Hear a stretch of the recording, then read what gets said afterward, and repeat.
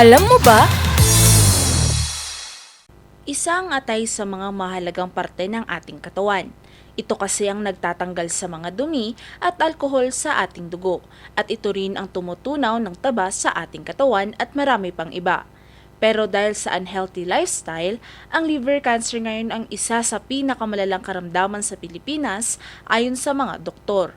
Katunayan, tinagurian itong silent pandemic.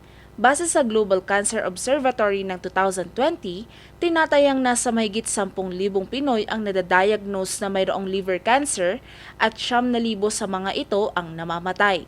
Karamihan sa mga pasyente nakakaranas ng komplikasyon ng viral hepatitis B at C. Para mabigyan ng kaalaman ng publiko sa sakit na ito, idiniklara ang buwan ng Enero bilang Liver Cancer at Viral Hepatitis Awareness and Prevention Month. Nagsimula ito sa layuning palakasin ang kaalaman ng mga Pilipino tungkol sa panganib ng liver cancer at viral hepatitis. Nakapaloob din dito sa Republic Act No. 10526 na pinirmahan ni dating Pangulong Benigno Aquino III noong 2013. Layo ng gobyerno na mabawasan ang mga kaso sa pamamagitan ng edukasyon, prebensyon at maagang pagkilala sa mga sintomas.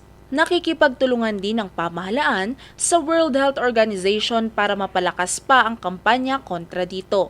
Sa pandaigdigang antas naman, itinaguyod ng World Health Organization ang Global Hepatitis Strategy para masugpo ang paglaganap ng mga sakit na ito sa loob ng ilang dekada.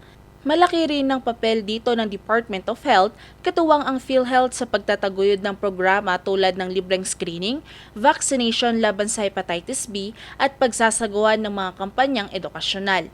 Maliban dito, patuloy pa rin ipinapanawagan ng Department of Health sa publiko ang pagkakaroon ng malusog at aktibong pamumuhay, tama at balanseng pagkain at regular na pagpapatingin sa mga doktor. Ngayon, alam mo na!